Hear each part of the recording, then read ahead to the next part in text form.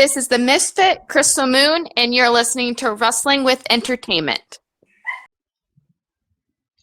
Hello, and welcome to the show at Wrestling with Entertainment, bringing you the latest exclusive breaking news, previewing and reviewing the latest shows from WWE, AEW, New Japan, and everything in between every Saturday, and interviewing all your favorite wrestlers every Wednesday on YouTube and Castbox, sponsored by Rogue Energy. Use promo code Wrestling with E for 10% off your next purchase. I am, of course, your host, that guy, James J., alongside the leader of Squash Squad, Kaliko Yas.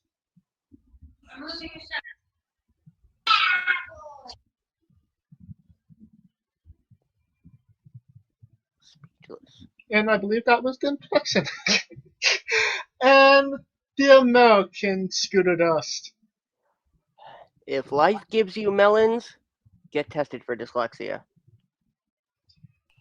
Honestly, I'm just hoping that Atlanta don't let me down tonight. There we go. It's a great day for wrestling, as last week on the show we interviewed Crystal Moon. I think this was our first interview with a talent and an actual dog as well.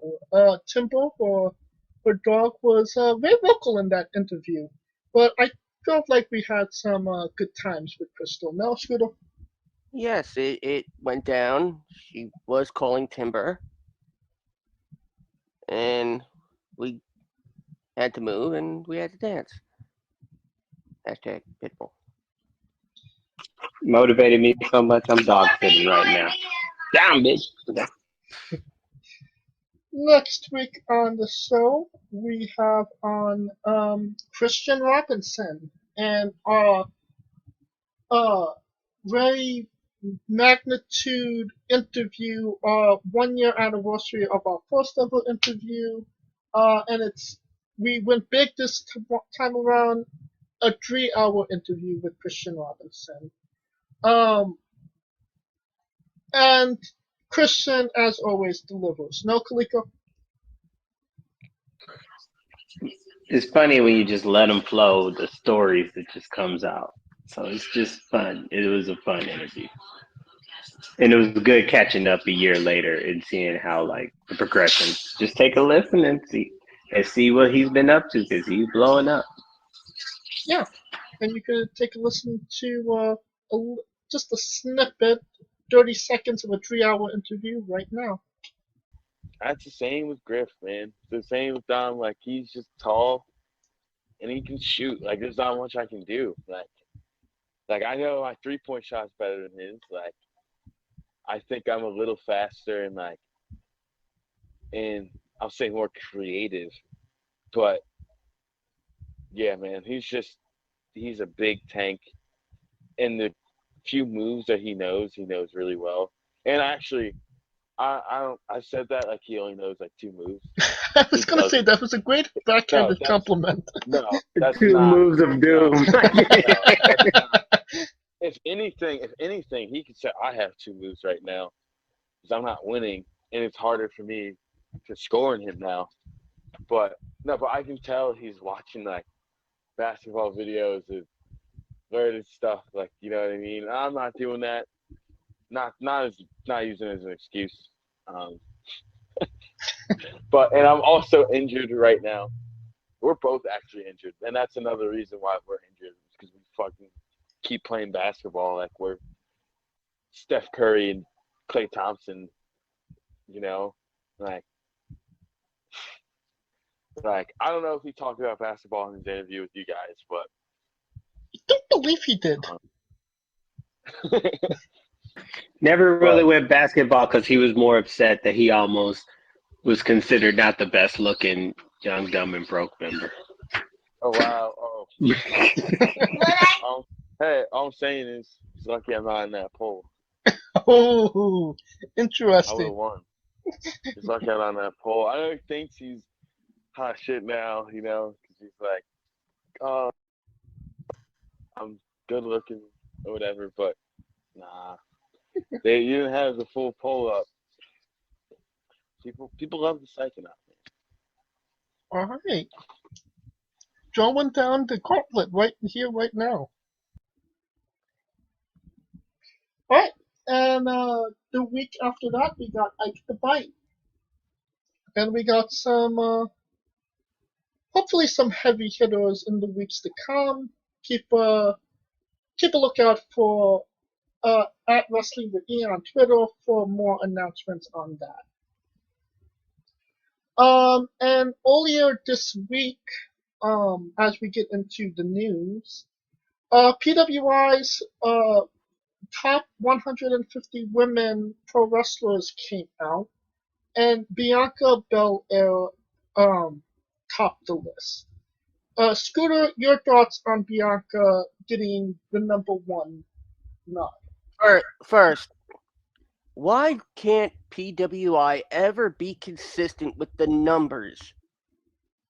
Sometimes it's top 100, sometimes it's top 200, based on the category. Set a concise number and pick it, and go do the friggin' work, and go find the talent from all across the country. Because I guarantee you there are more than 150 women who deserve to be on that list. Ooh, interesting. That being said, yeah, I can absolutely understand Bianca being on that list. She's been one of the hardest, most productive, and consistent workers, and an absolute workhorse in the ring. Maybe because I'm assuming that. Well, I'm going to assume that since, and I have not seen this list yet, that somebody from AEW is #2. You would be wrong. Atami Nope. Hayashida is #2 from Stardom. And I may have butchered that last name. I'm not quite sure. Well, at least you didn't have to roll any R's. Thank God. Well, you know what? The Japanese culture doesn't have the R, the rolling R sound. So yeah, it's in my wheelhouse. I mean, yeah, I agree with Bianca being at the top of the list. What say you, Kaliko? I'm not going to argue against it, but I could make an argument for Thunder Rosa being #1. Yeah, that's what I was thinking. I was thinking because is Bianca, put it this way, without that match at Mania, would she be #1? Well, just to reference, Thunder Rosa is #5. Yeah, Thunder Rosa was out, and rightfully so. She's top 5. But I could have made the argument. What did Thunder Rosa do this last year other than make an AEW a debut and had a lights out match with Britt Baker? I think she was probably the most everywhere wrestler not in the WWE. True. So to me, if this is based on being a workhorse, then Thunder Rosa had it in spades. Not saying no offense to Bianca, because I'm not gonna say that she doesn't deserve it. I'm just saying an argument could be made for Rosa. For sure. Because considering that Britt Baker was the biggest name in AEW, Bianca was the biggest name in WWE as far as like a new talent. Because essentially she was just a fresh face away from the 4 that we're used to. So that's also a factor. But you can make the argument Thunder Rosa was like the one of the most busiest women wrestlers, point blank, period. Let's get into the rest of the list. As I said, number 2 is Atami Hayashishita. Number 3 is Diana Perazzo. 4 is Dr. Britt Baker, DMD. Number 5, Thunder Rosa. Number 6, Sasha Banks. 7 is Shuri. 8 is Io Shirai. 9 is Tam Nakano. Tom Nakano. Tom Nakano. Who I believe is the daughter of Nakano? Or they may have just taken their name. Don't quote me on that. And number 10, Raquel Gonzalez. Any name sticks out to you on that list, Scooter? Does it kind of seem right? Does it kind of seem wrong? I really think Chris Statlander deserved to be on this list. Well, I'm sure she's on the list, but yeah, I mean top 10. Okay, well, she did have that injury for much of last year, unfortunately.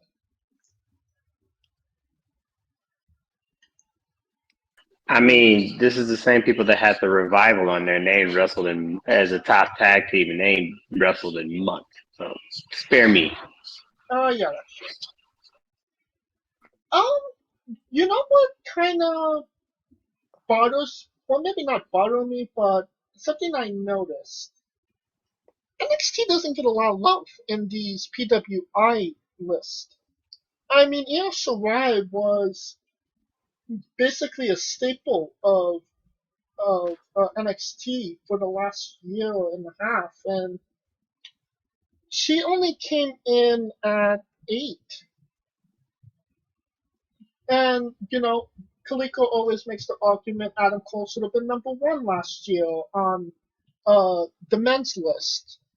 NXT produces, well, they did produce some of the best talent, and I don't feel like it's been fully recognized on these lists.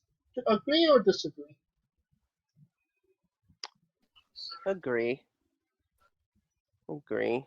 Look, going over. I agree with the caveat, but go ahead. Yeah. Going over this full list. It's some of these are quite interesting. Our beloved Billy Starks is on the list. 101? 104. 104, my bad. Davian at 88, and rightfully so. Leader of Squan Cheek Squad at 150. Janai Kai. So what was you alluding to, Kaliko?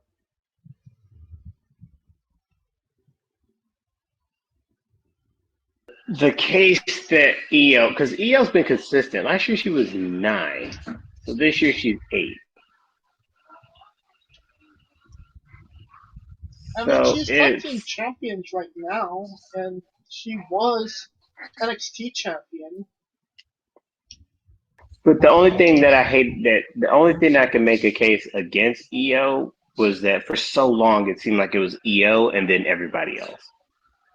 And the reason that I made the case for Adam Cole was because he had that one stretch in November where he was literally on every bloody show in a month and was whooping ass. And his competition was stronger than Moxley's. Io, while the competition is strong, Io and Raquel, her best match is probably Io and Raquel, her strongest match that you can make an argument for. Vice Bianca then had Bayley, Banks. She had even Lynch, even though it didn't last that long, but she's had heavy hitters, you know what I mean? Yeah. Not to mention winning the Royal Rumble and becoming the first African American woman to win the Royal Rumble. So there's a lot of history that she made, which was the precedent. I definitely don't, doubt that Bianca should have been number one. I'm just saying that maybe there's a little impartialness to not NXT talent. Mm, Let's give it this. I don't think so. Because on the men's side, it was represented very well. The women, it just seemed like they were kind of in that transition when it was EO and just nobody else. And that was the problem. When EO beat Charlotte, it was just EO and nobody else.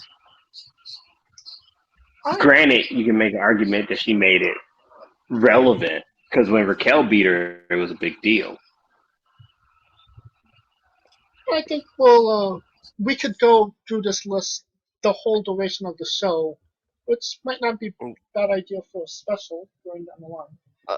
Well, can we just give some love to Scornchy Squad, or the squad formerly known as Squatchy, bring it up at 150, Becca, and can we please acknowledge the fact that there are 2 Oscars on this list?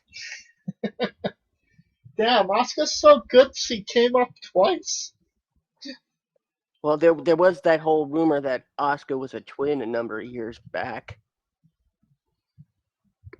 and I believe this is the Asuka that is Transgender.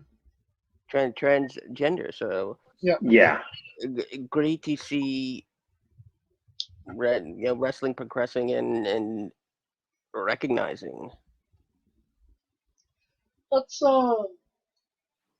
Let's get into a little bit of bad news now. It was revealed earlier this week that good old JR has skin cancer. Let's really hope that he kicks out at 2 when it comes to this. No? Yeah, I mean, then again, JR has been through some incredibly tough ordeals as it pertains to physical health, and he has fought with everything everything he has, and there's no doubt in my mind that he will come through this. Yeah. But do you see this affecting his AEW status for the time being? No, I mean, without a doubt, Tony Khan would most likely, if JR felt he had to take the time off, he would, and Tony would say, your job's waiting for you when you come back. Oh, absolutely. All right. Again, thoughts and prayers with JR and his family. And let's get into why we're all here. We are wrestling with the G1 Climax 31 review. It was last Tuesday, Wednesday, and Thursday. Let's start with the A block. I'm just going to say somebody's name and how many points they got, and we'll kind of talk over their G1. Alright? The Great Khan at 8 points. Kaliko, how did Great Khan perform in his first G1? better than what Jeff Cobb did in his first G1. Jeff Cobb's the bar, so if you get more points than he got in his first one, then you're winning. He was solid. I mean, he wasn't. I think a lot of these people were solid. It's just that some people we were expecting to do better didn't do better, and some people we were expecting to do worse did better than what I thought. talking about But we'll Sonata. get to that. But Great O'Con, I give him a C. He did great. Tomohiro Ishii ended at 10, but I mean, Ishii's been consistent in these G1s for like the last 10 years. And he's one of the only guys you could put him in the ring with one of the top talent, and there would be no problem. You would know Ishii would win. No, Kaliko? That's why he's like the B- guy, because he's the guy where if you see him win, you'd be like, I get it. And if you see him lose, you'd be like, I get it.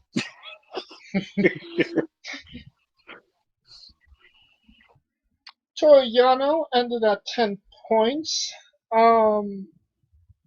Still impressive for Yano to get as far as he did, no?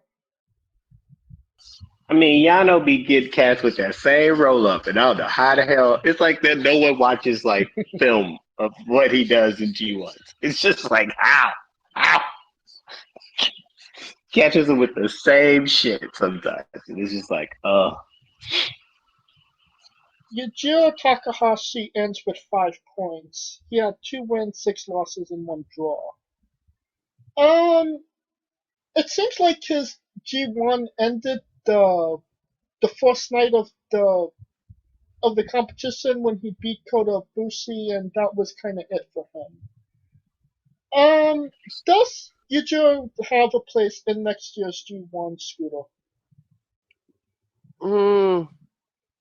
No, I expect him to be replaced by El Desperado. So just Despy makes a heavyweight one.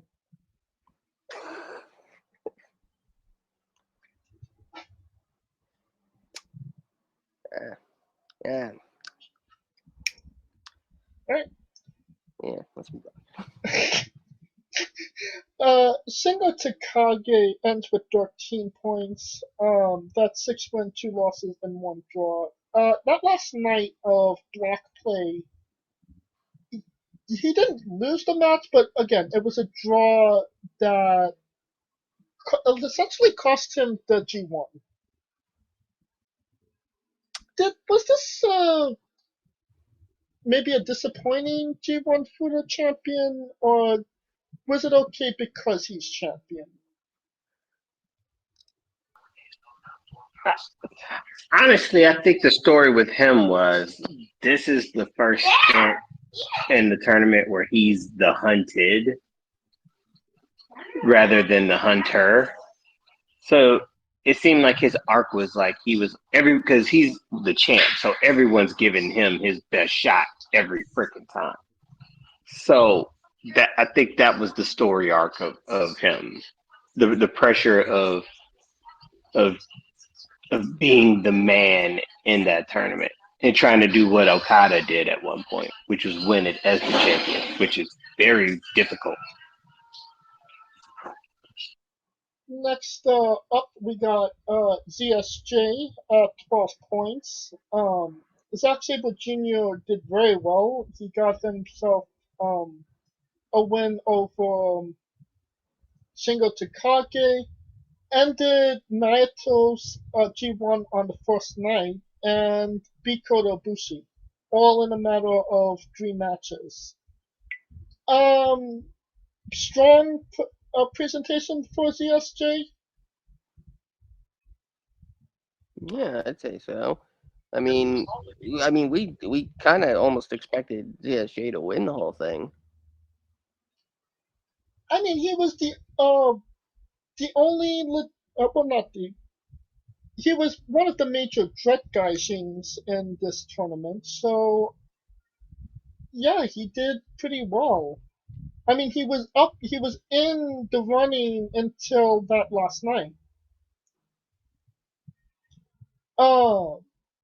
But we know how this goes. 50-50. He beat Shingo, but do you really think he's going to beat Shingo again? Oh, no. 50-50. Yeah. 50-50. As I'm said, 50-50. Now we have Tangaloa. And Takalova hasn't done a lot of singles matches to begin with, but he got 6 points. Not the worst out of everybody. I mean, Yujiro got 5. But the thing that really stuck out in my mind was that he pretty much fucked up Shingo's ribs during their match together. Is there a place for Takalova in the singles division? Depends because the tag division is so thin right now, and I feel like that they're the freaking foundation That's of it. true. So it was a good experiment to see how he can handle it, and I think they'll probably give him C minus because in his defense, he dealt with trials and tribulations that his brother did, but his brother was just so sly with it though, I mean, Tama and Tonga adapted it. is such a tenured member of New Japan at this point. There's not a lot that can face him, right? Nah, I don't think so. But I think this was a good experiment. God, get your asses back together, get the tag title. Now we got the guy that I had maybe winning the whole damn thing, Kenta at 12 points. I mean, he had a strong showing, and all he needed to do was win that last match against Kota Ibushi, and he didn't. But it seems like there's no love for Kenta in New Japan. I mean, he literally made a salad out of chicken shit last year with that briefcase. One of the more entertaining guys on the roster, and I feel like they continuously do Kenta dirty. Yes, no, maybe.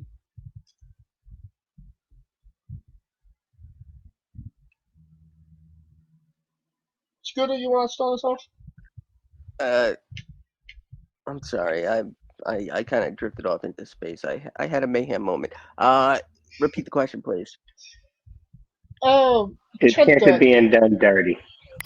Ooh, is Kenta being done dirty? I No. mean, No, he I had mean- the briefcase for so long. He did more with it than Moxley had with the belt. He's one of the more entertaining guys in the ring. They could at least give him the block. Or they could have just gave him the bell. Yeah, I mean, Kenta will land on his feet. He kind of already has. He will be challenging Tanahashi for the United States champion on the Destruction Tour. And don't be surprised if he wins it. It won't surprise me now. Next up, the winner of the A block, Kota Ibushi, ends the block with 14 points. We'll talk about the match with Okada when we get to Okada. But how did you feel Kota Ibushi did in this G1, Kaliko? It's weird with Ibushi because they try to play him as the underdog, even though he's like a back-to-back winner. Just like that's the odd part. I feel like, and I was thinking this earlier. I was like, am I the only one that thinks that they should have pulled the trigger on Ibushi when he first got back? I feel like it's 3 years too late. Now, moving to the B block, Yoshihashi ends with 6 points. Kaliko? Praise. Yoshihashi. The fact that he got 6 points pisses me off. But And why is that? He should be at negative 100. He's got no business being in this tournament. Is there like a word that you could express all your feelings with that one word? He said it. The audio just cut out when he did. Oh, Yeah, fuck Yoshihashi. That's what I. there we go. Chase Owens, 4 points. It's such a situation when Yoshihashi gets more points than Chase Owens. That's the worst part. But but Chase Owens is like the secretary bitch of the Bullet Club at this point. So you knew damn well he wasn't gonna get shit. Come on, man. And he will be chasing that dream. Hiroki Goto, 6 points. It kind of seems like the twilight of Goto's G1 experience is coming to a close. No? Every year He's gonna be the Nagata of the tournament. The old head that won it before, and they're like, well, lightning can strike twice. every, what, like 10 years? 'Cause from his original win to the finals with Omega was like 10 years. That's my point. Like, Yeah. shit. The dark horse of the whole tournament, Tama Tonga, 6 points. One of those 6 points was a win and the only win on Kazuchika Okada. Is that why Tama Tonga was in this tournament? Seems like it, because I don't think no one took him as a threat till he beat Okada. But I feel like Okada, they should just name this to the Okada G1, because that motherfucker just Jesus. Just name the tournament after him. Hiroshi Tanahashi at 8 points. I mean, he's a staple of the tournament. I don't think anybody had him to win the whole thing. No. A sentimental guy, pretty much. Taichi at 6 points. Disappointed. Thought he'd do better. Really, even with Zach doing so well in his block. He did better last year, I feel. Taichi. Well, doesn't it kind of feel like Taichi has just kind of fit into that role as a tag team guy rather than a singles guy at this point?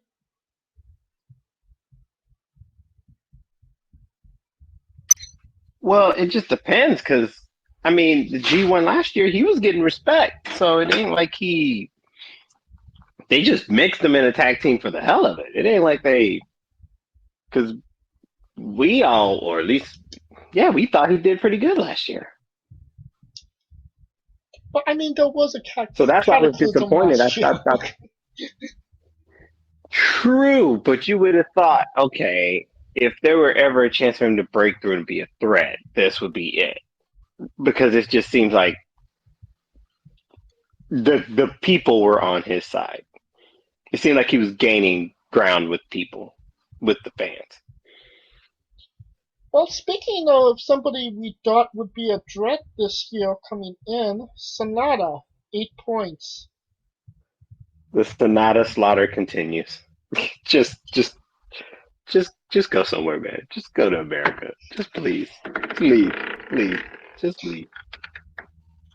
You hear this door opening? That's what I want. I want Sonata to do. Open the door and get the hell on out. Go through that forbidden door. He needs to kick it in. Somebody that feels like they've been kicking in doors, Evil, 14 points. Is Evil even an interesting person to watch anymore? It feels like he's the only WWE-esque match on a New Japan card. Well, the whole reason he turned heel was for the shock factor. So it made sense that they didn't have no goddamn placement for him afterwards. Because it just seemed like they did some WWE shit, shock for shock's sake. Well, I mean, we could go all into everything he did last year, but it seems like, they kind of put him to be strong in this G1. Only one of the only people that had a chance that wasn't Okada or Cobb. And but when it comes to winning championships or being in that number 2 position, he always comes short. But there was nothing based on the last year that screams threat from people. Right. You lost to Yano, bro. Yes. That tells you everything you need to know. Next up, Jeff Cobb, 16 points. That's far cry from what happened last year with Jeff Cobb, no? Yeah. Like a 180. Considering he sets 2 records in this G1 with most points in a 20-man G1, as well as longest winning streak. I didn't know that last one. Yeah, 8 wins in a row. Interesting. I feel like that would have been Ospreay, but Would anybody am I the only have one that believed thinks Will Ospreay got 8 wins in a row, though? I mean, when you look at Jeff Cobb, you could say, okay, I kind of understand that. He's a freaking monster. But Will Ospreay, the skinny English kid, no.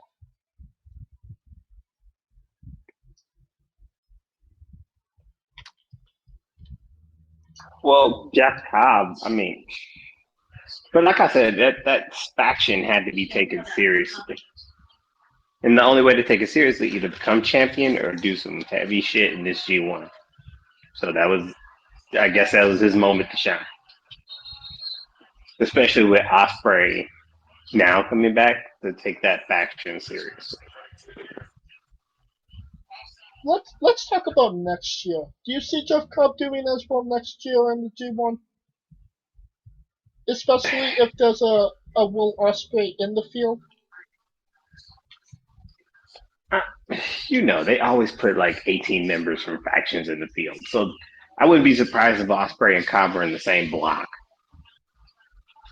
That would be very interesting. I mean, he would have to wrestle somebody from his faction in next year, right?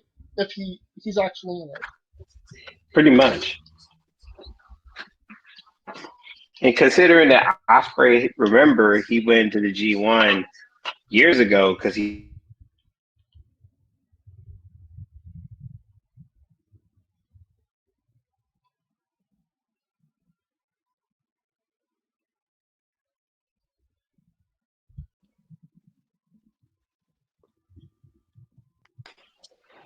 sounds good. But yeah, like I said, I wouldn't be surprised if they do that shit. Because New Japan is known to do that shit. Keep in mind, they had Evil and Sonata beat each other when they were in the same faction, and those were some wild ass matches. So yeah, I don't put it past New Japan. I mean, this year they had Tamatonga versus Evil, and kind of having that divorce of the House of Pancakes, Torture and actual Bullet Club. Which is weird because it's like House of Torture, Firing Squad. Whatever happened to the Firing Squad? They became just Bullet Club again. That's my point. It's just like, it's just getting too much. I feel like the Bullet Club is like the United States. They're trying to be like Texas. They try to make their own Texas in the damn goddamn club and shit. But a whole nother story. And let's get into the winner of the B block. We'll talk about his match with Kota Ibushi in a moment. Kazuchika Okada with 16 points. When we all started this G1, me and Drew were kind of on the baseline of this is Okada's G1 to lose. It's his redemption story, and if he didn't win this one, that where would he go from this point on? We saw the return of the Rainmaker. What was your thoughts, Kalika, on this one? Well, considering we all picked other motherfuckers, and the reason we picked everybody else because Okada winning was not. It's not something where we said he couldn't do it. It it's just something where it's like we're not surprised, right? Like, Right. and to me, I thought his story arc. It's crazy how his story arc is. It's been like up and down like a motherfucker. So I guess considering losing to Toro Yano for the King of Pro Wrestling title, hint hint, where the fuck that is now, and then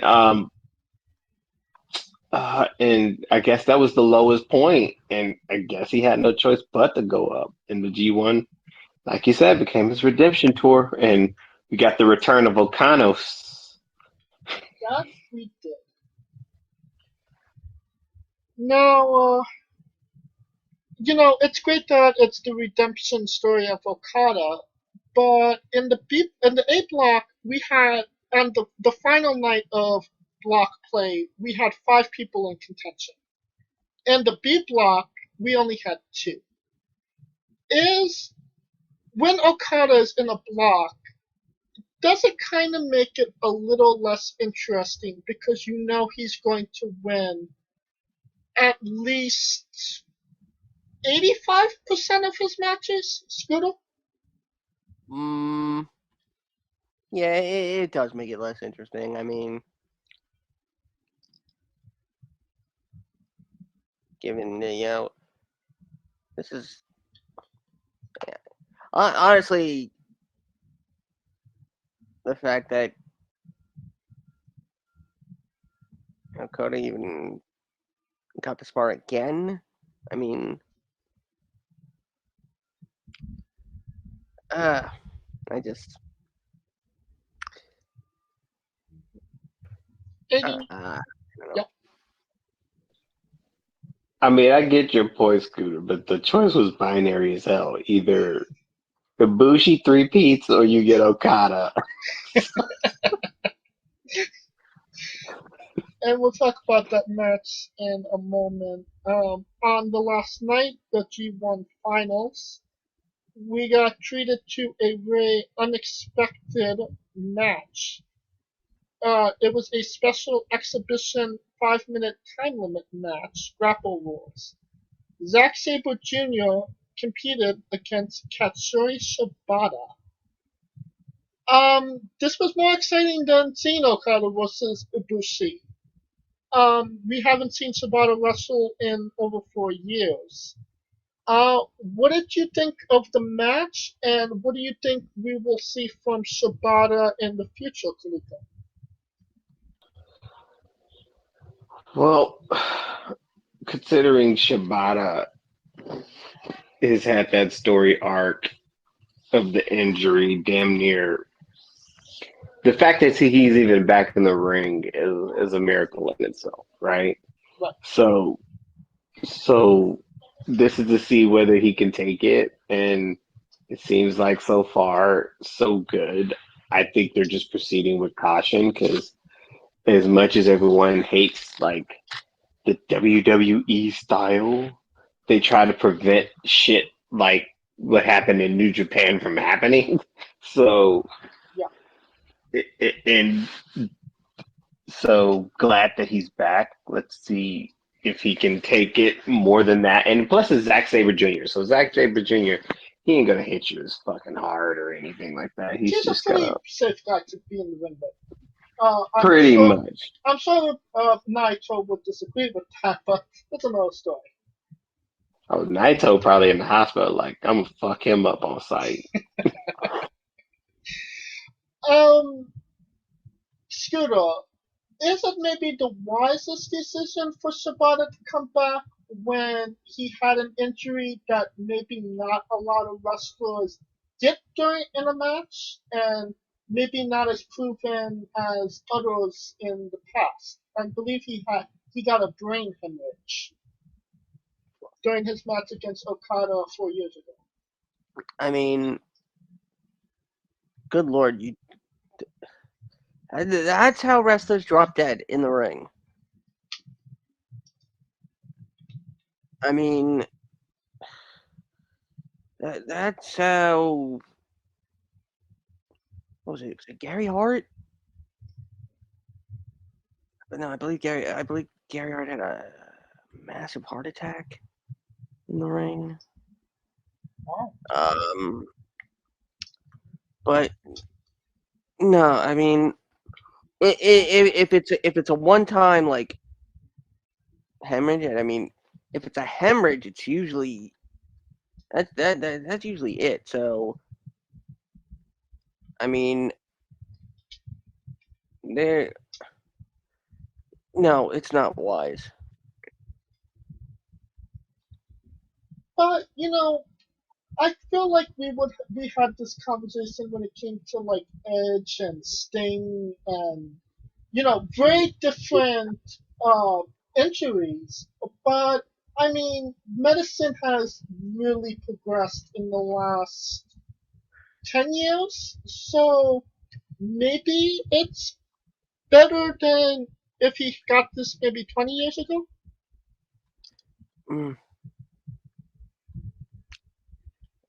It depends on whether or not the hemorrhage is a permanent thing.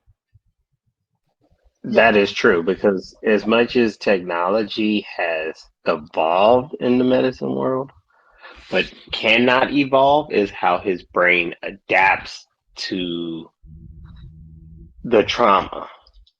Right. And do you think that this was obviously a test run if whether or not he could? Pretty much. Like you said, Zack Sabre Jr. isn't gonna fuck you up too badly. He doesn't he's not an EC style hitter. So, in all senses of the word, it was a pretty safe environment for him. True, because if it was Tomohiro Ishii, then we have some problems. But if he was okay after the match, it's okay. Lace him back up, right? I think they're going to take it as slow as possible. Yeah. Because, I mean, Japanese culture is like that. Come back, but he's not going to be doing 30-minute matches. And I don't think he's going to be in this. I feel like he's going to be involved in the story where it would force him to wrestle more so than him wrestling regularly. I feel like he's a special attraction at this point. People want to see him rather than just Shibata is wrestling in a G1 match. And that brings us to our last match, the finals of the G1 Climax Max to Max.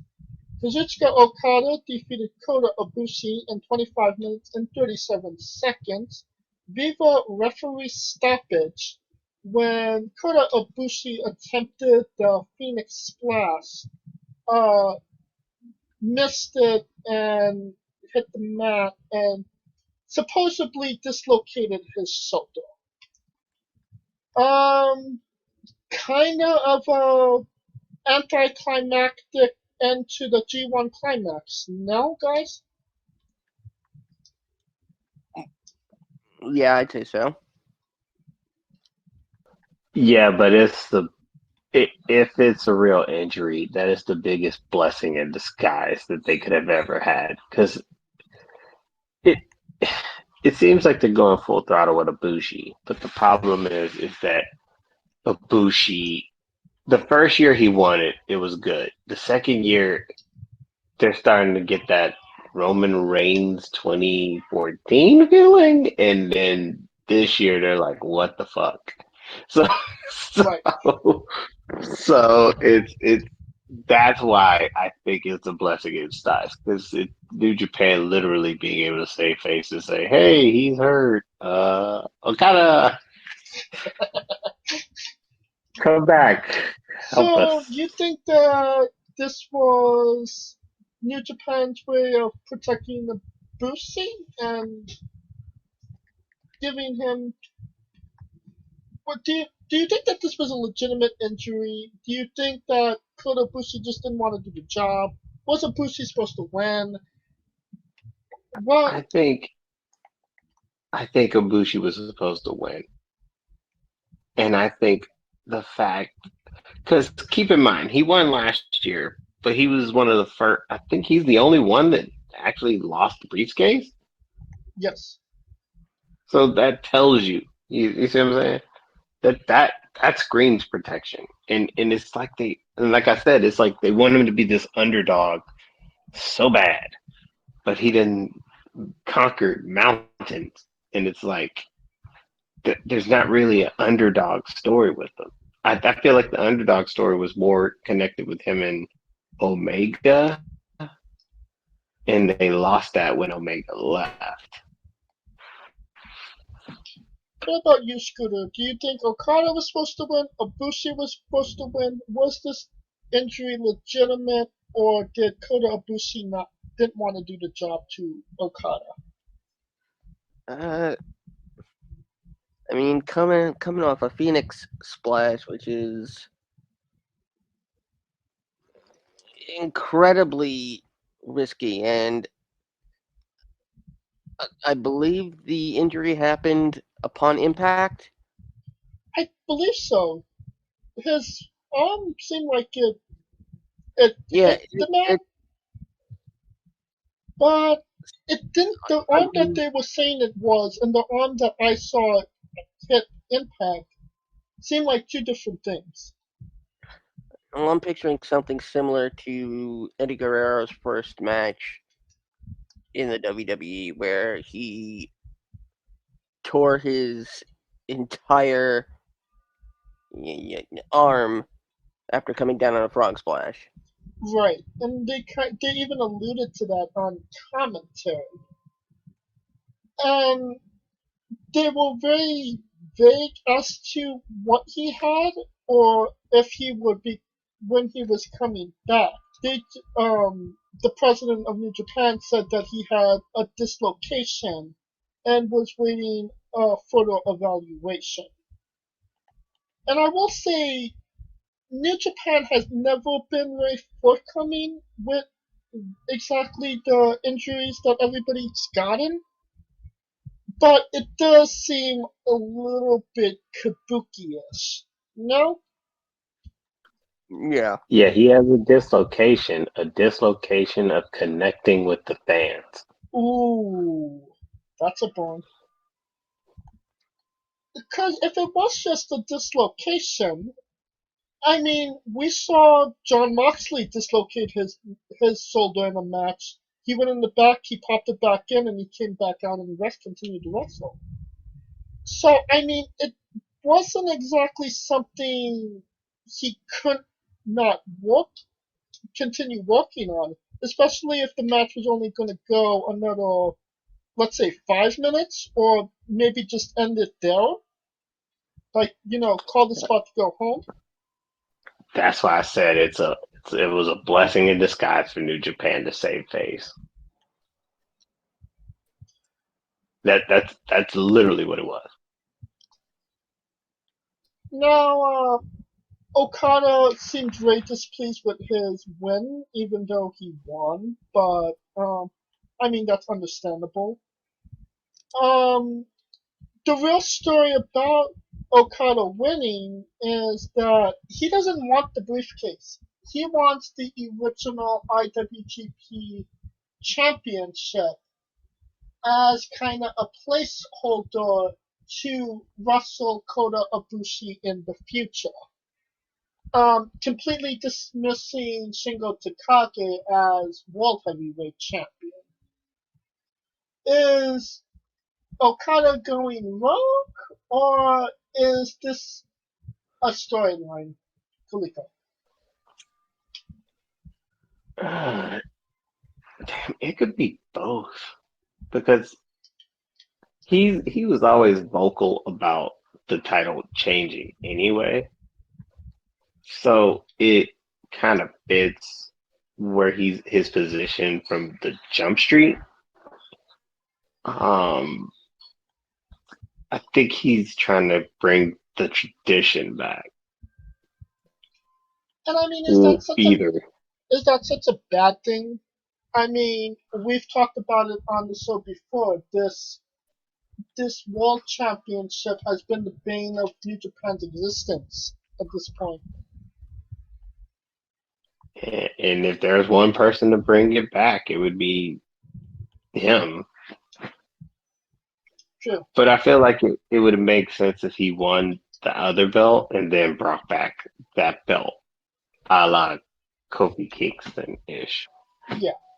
Or Tanahashi when he brought back the new IC belt. Well, he said, Okada said, let's bring it to a vote.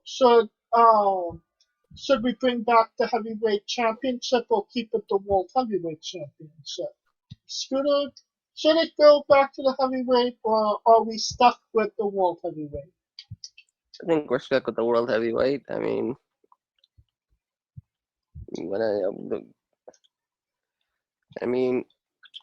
we're really arguing over semantics at this point. Yeah, in a sense, but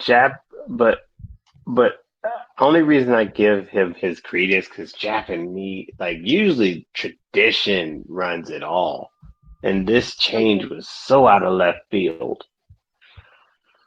But doesn't Okada winning the G1 and not going to Wrestle Kingdom for the contract kind of break tradition in a sense as well? It would be weird if he was the first person to win the contract and actively boycott fighting for the title. It's not like Naito where the people were like, fuck that guy, but it'd be something way out of left field and totally different. Which would be interesting because who would then be, if he's not going to wrestle, would they relinquish him as the winner and give him someone else the briefcase? And that's where I think Ibushi would be saving face. I swear to God, I swear. Do not be surprised if that happens. Oh, I don't want to fight for the title. Okay, we'll give it to the runner-up, Ibushi. Ibushi versus Takagi. Wow. But if they do actually give Okada the belt, we have three world champions: Okada, Takagi, and Ospreay, who's over here in America saying that he's world heavyweight champion.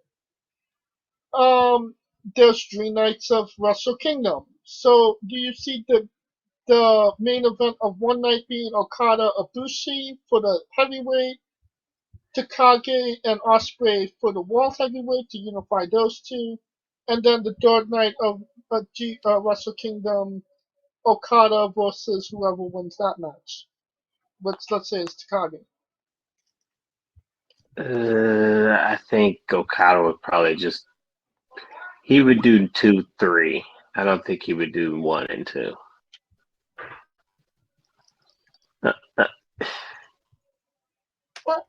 Unless the story is that he's willing to go through hell to bring back tradition.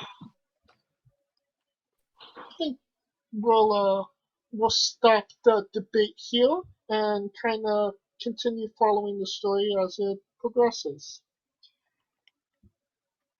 We will conclude our coverage of the G1 finals now. And now a quick word from our sponsor. Rogue Energy, the only gaming drink company in the world with 4 unique product lines to suit your task at hand, whether it be juices, shakes, smoothies, and everything else in between. Their low-calorie, no-sugar energy formula is the perfect alternative to sugar-filled canned energy drinks and sodas. Their extreme formula provides the most energy, focus, and sports performance possible. Their hydration line offers focus, ingredients without the added caffeine. Drink it anytime you're thirsty. And their shake formula is so delicious. Who doesn't love a cookies and cream, 0-calorie energy milkshake. First and foremost, they've designed every Rogue product line with performance and effectiveness in mind. It is critical that you look at the nutrition panels of drinks when comparing options. There are countless off-brands out there that are presenting low-quality, poorly dosed formulas that amount to expensive caffeine water. Every formula they produce is designed with optimal levels of high-quality ingredients. Additionally, you won't find a powdered gaming drink brand that dissolves better. No need to have chalky textures in your drink. Their taste profiles are unmatched, specifically designed for gamers, athletes, students, entrepreneurs, people with hectic schedules, individuals with low energy, podcasters who can't shut up, people who are health conscious, and so much more. Great as both a pre-workout and as a coffee energy drink replacement. Specifically designed every Rogue product line to be the best gaming drink on the planet. Rogue Energy, more focus, more wins.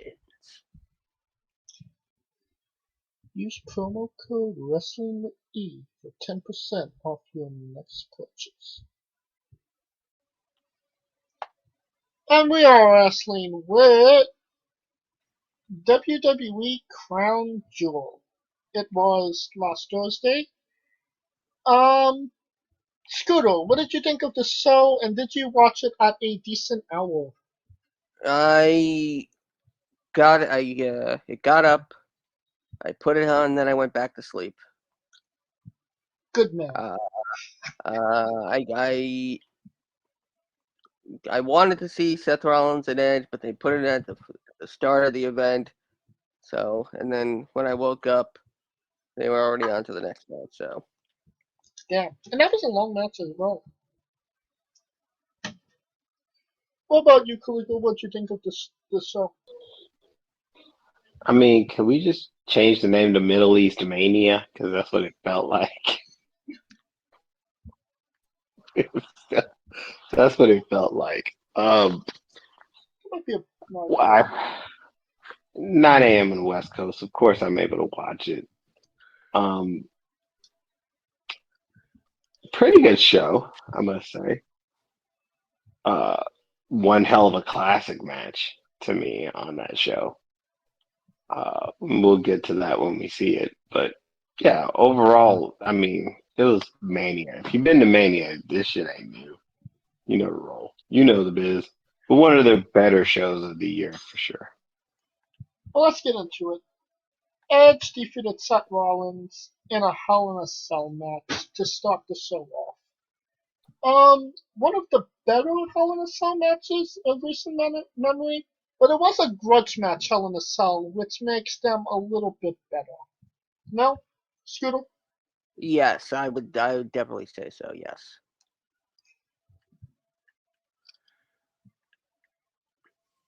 What about you, Kaliko? Hot take time. This is the match of the year. Yeah. You thought highly of it. Considering the expectation that we had with Seth Edge at SummerSlam, I mean, it was good, but I felt like this match superseded that match. And the storytelling in it was phenomenal. I agree.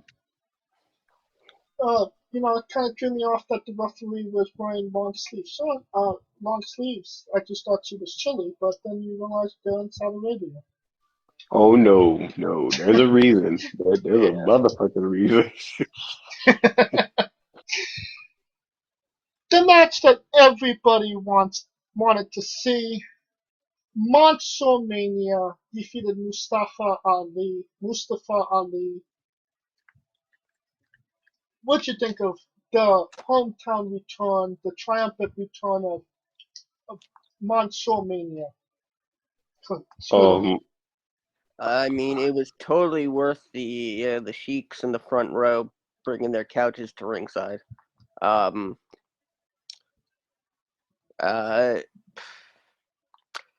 Yeah, I mean, it was what it was. I mean, it wasn't a classic by any means, but it was okay. Then after the match, Mustafa attacked Mansoor, and Tarek Hamadi, Hamdi. Hamdi, silver medalist in Taekwondo from this year's Olympics, came Karate. and made the He's a save. He's a karate player. He's a karate guy, yeah. No, karate player. Get it right, James. Karate player. Once again, knocking out a Pakistani. Next up, Arcade Bro defeated AJ Styles and Amos. They almost won once again.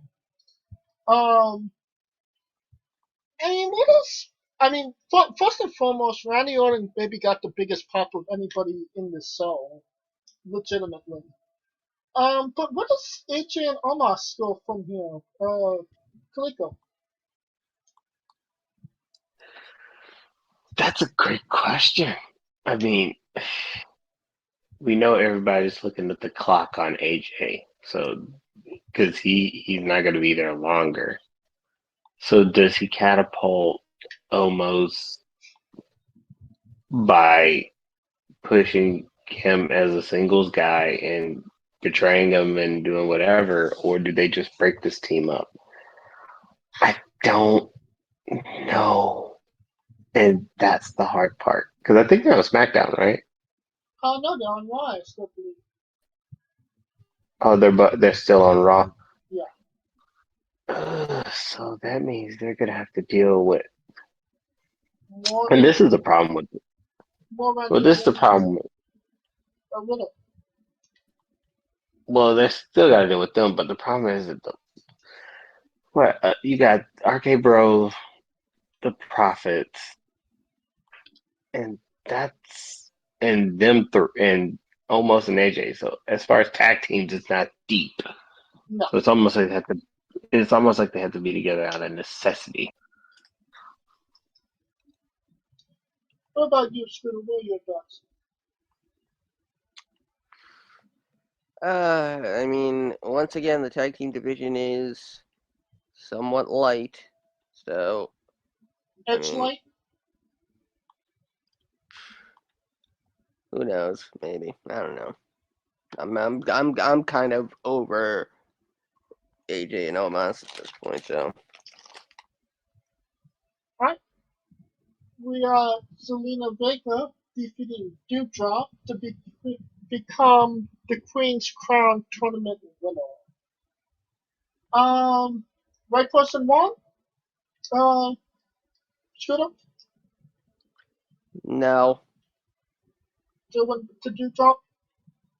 It should have gone to Dewdrop. I mean, unless they're planning to do something massive with Zelina, this was a complete waste.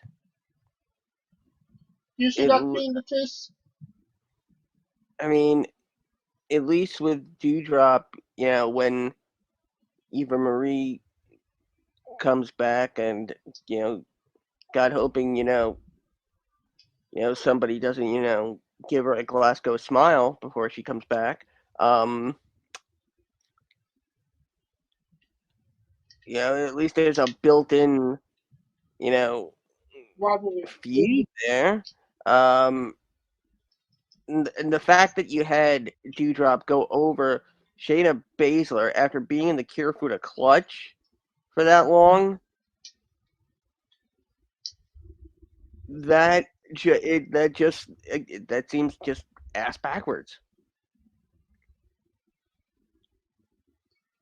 What's a and just one more comment. And this is me, the guy from Queens, talking about the girl from Queens who won this tournament.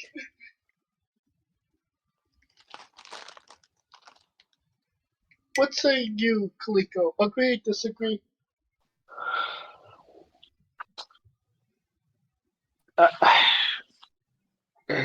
To me, Shayna should have won this bitch.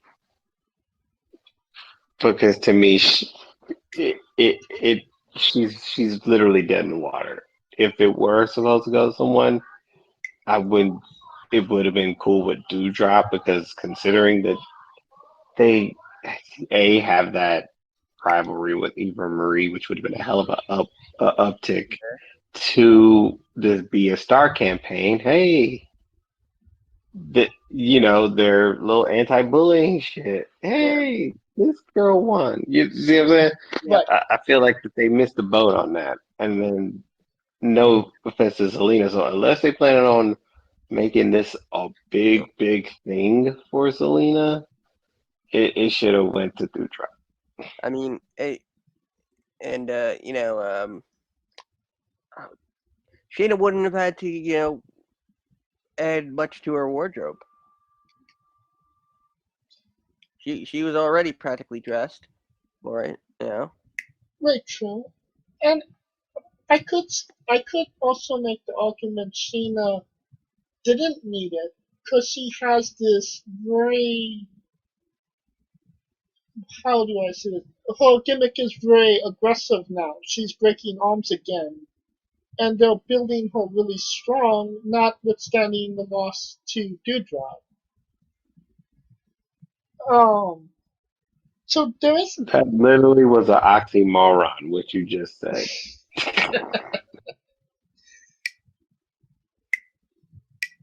I mean, it would make more sense if Dewdrop have won, but let's see what they go with. Maybe they're saying for Selena Vega, hey, she won. Hey, she won. Take that, AEW Malachi Black. I don't know. Nah, they're not that spiteful. Sure they are. Sarcasm. Goldberg Sarcasm. defeated Bobby Lashley in a no disqualification match. He had a license to kill, but I think it's legal there anyway. Scooter, your thoughts? I mean, at least it wasn't Goldberg winning the title.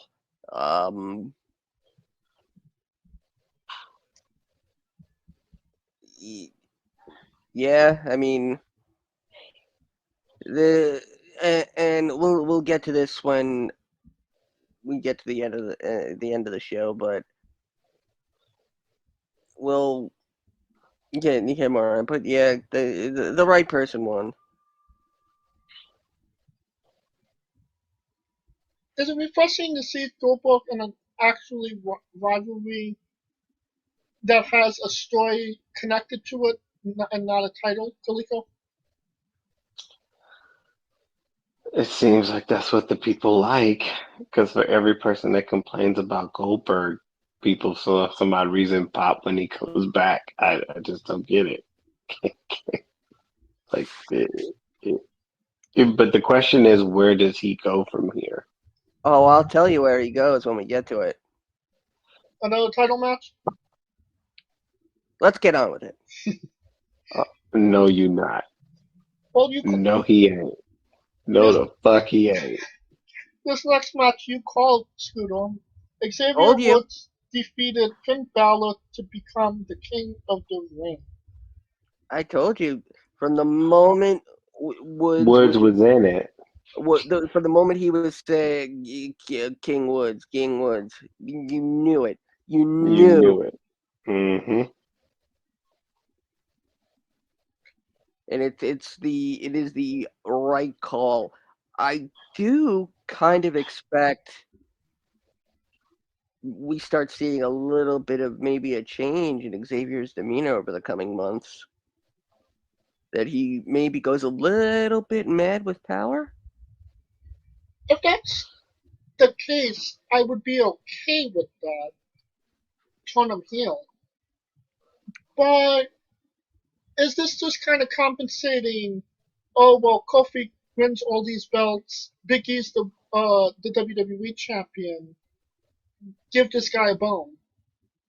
I mean, you forget that Xavier was part of the tag titles. I mean, And do you seem to forget that every time they lost those titles, he was the guy getting pinned? All right, can you rattle off every single time they lost? And you do it in 30 seconds. Go. Well, to the Usos, obviously, but Sheamus and Cesaro. 25 seconds. 20. They lost to Usos 15. and primetime Sheamus and players. Cesaro a lot of times. 9. Primetime players, Usos. Time's up. Wait a minute, they lost to the primetime players? Did they? You forget they've been around since WrestleMania 32. 31. 31. Jesus. No. They were more in between 31 and 32. No, they were the New Day at 31. New Day sucks started at 31. 31, yep. Oh. Another reason to blame California. I mean, they were in a match against the Usos in the Bay.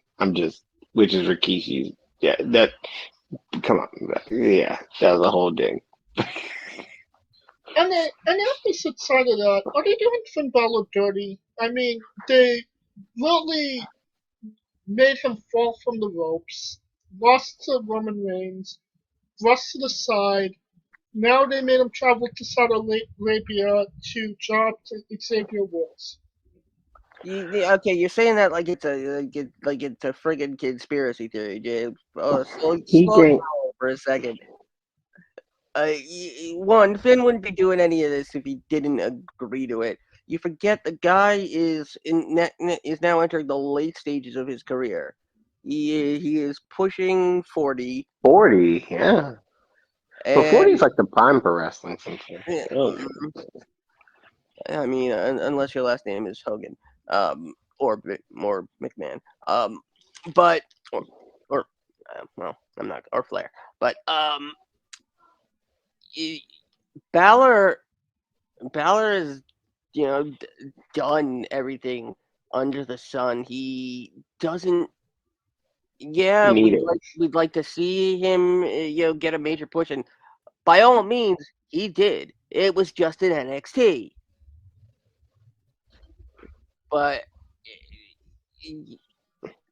Balor will continue, getting those matches as soon as he gets over his eating disorder. I mean, they don't chant "fat ass Finn" for nothing now. I mean, he broke the fucking ropes. He's packing Yokozuna weight. He ain't there yet. Becky Lynch defeated Sasha Banks and Bianca Belair to retain the SmackDown Women's Championship. Interesting match. May have been more interesting the night after when she had to swap championships with Charlotte Flair. That kind of got heated for more reasons than one. Now, there is an interesting story here. The fact that Charlotte Flair didn't want to go to SmackDown as the Raw Women's Championship. She wanted to actually drop the belt to Bianca on Raw. That's true. And it got shot down. They were in favor of this stupid ass exchange, and now guess what? This match meant nothing. Not only does the title not change, but I'm sorry, and I'm gonna pull this card. Congrats. The white woman wins in Saudi Arabia.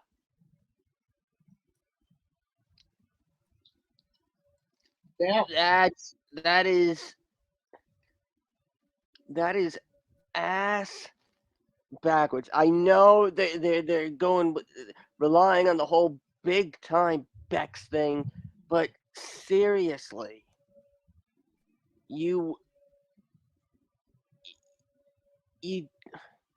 this might, and I hate to say it, I really hope that this is not the death of Bianca's push.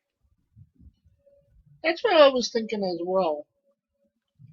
But the whole, Raw Women's Champion, SmackDown Women's Champion, I've discussed this before. I think it's stupid. They're just carbon copies of the WWE Championship. Why not have one be the WWE Women's Championship and one have be the Women's Universal Championship? Would that confuse things a little less? No, I think no, because you gotta having the name of the show and the title at least associated. Separates it. Yeah. Yeah, you do have to have the title actually associated with the show. I mean, it's not it's not like naming it's not like naming a title for a television station you haven't aired on yet. They are in January. That did you not hear me?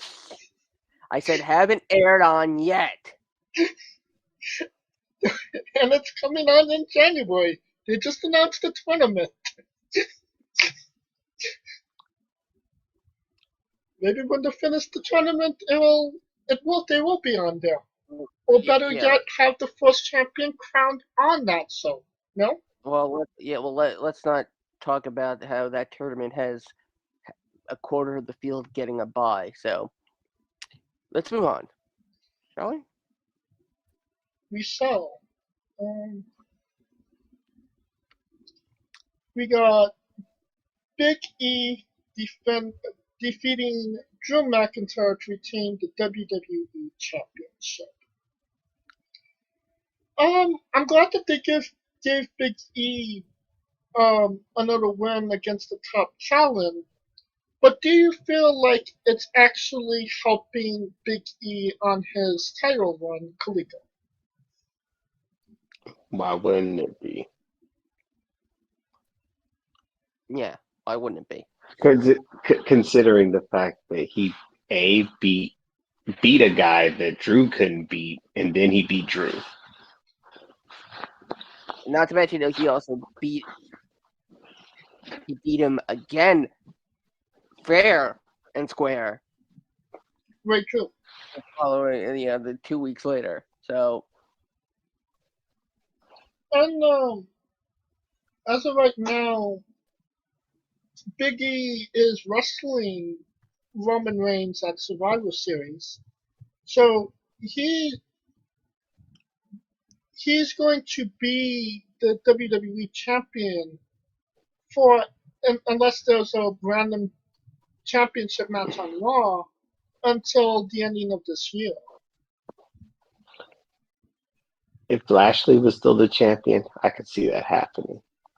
But I don't see it happening. Big E can claim he's champion in 2 years.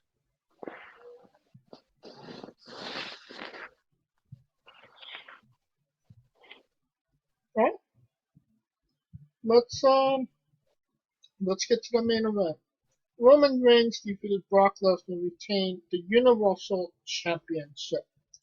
Honestly, this was maybe one of Brock Lesnar's more longer and more interesting matches that he's had in maybe 5 years. Yes, no, maybe Kaliko.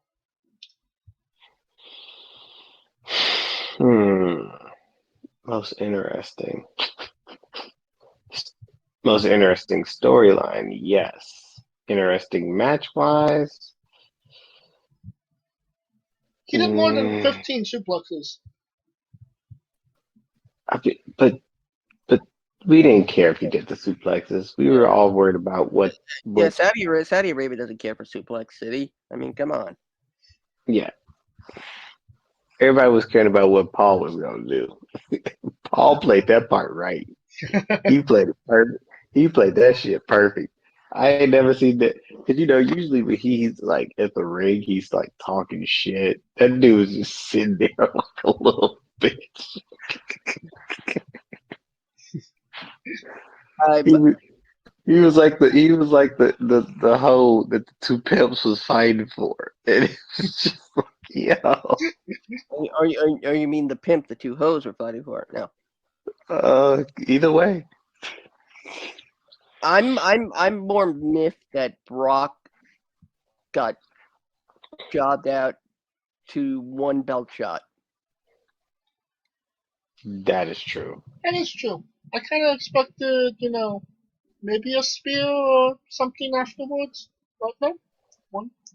I mean, he hasn't been in the ring in 19 months, so.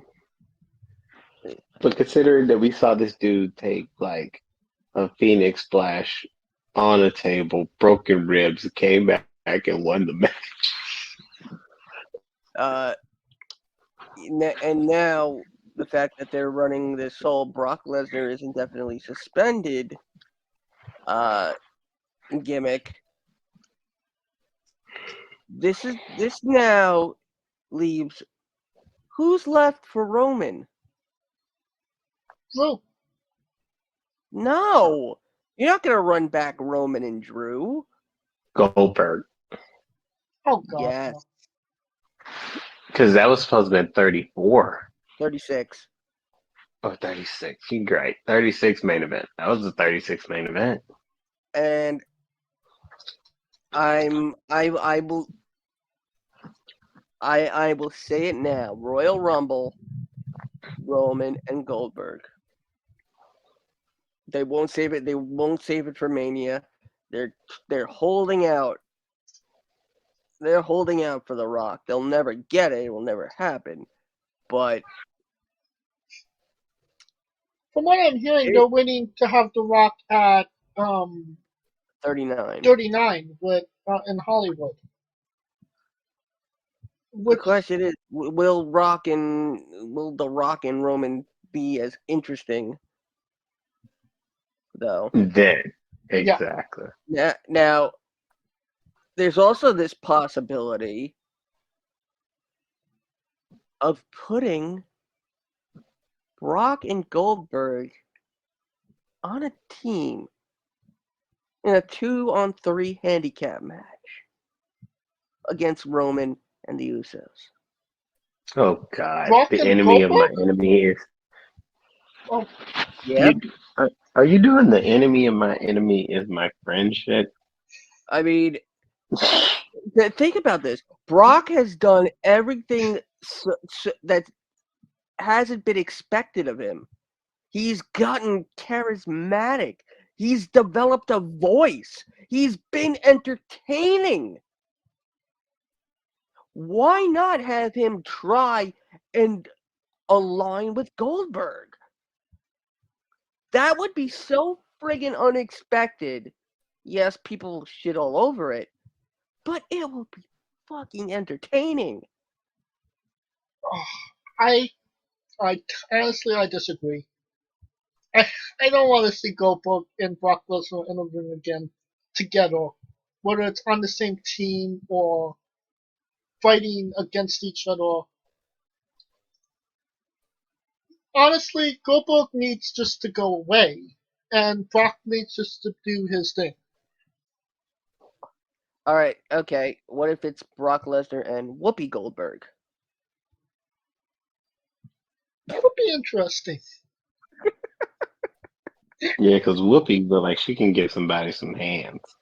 Oh yeah, I feel like she could slap the taste out of somebody's mouth. I mean, Nah, she could sock a motherfucker. I mean, when Cousin Bill starts appearing on, the ABC show, The Goldbergs. I mean, Yeah. Yeah. Alright.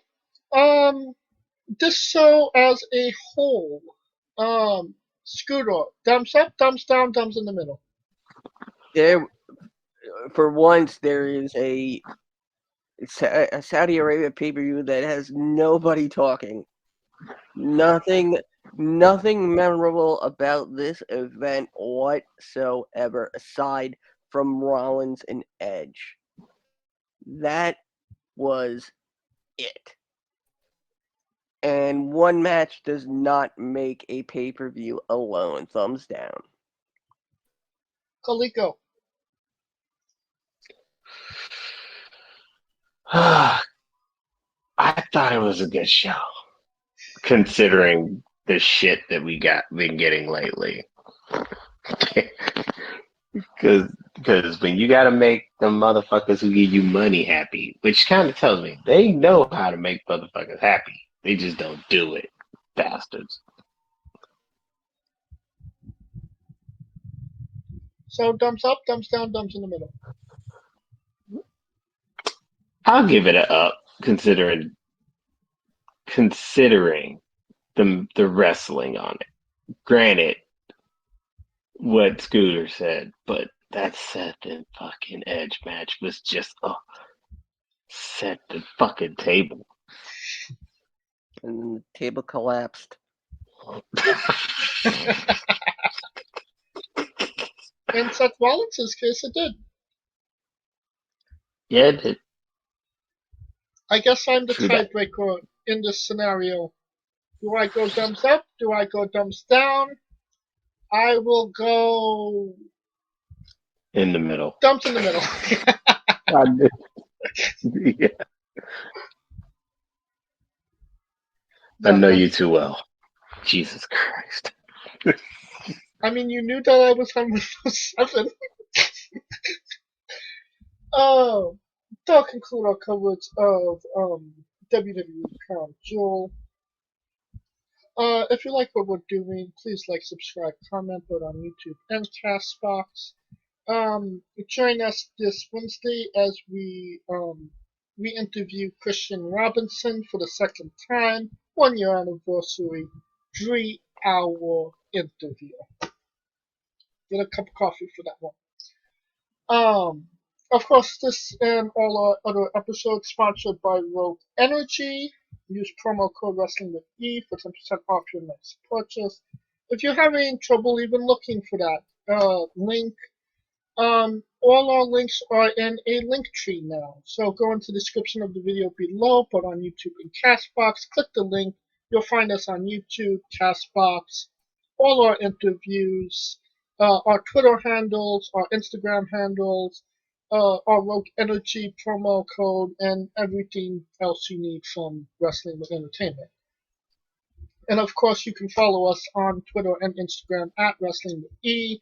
You can follow me at JamesJ993. Where can they find Kaliko?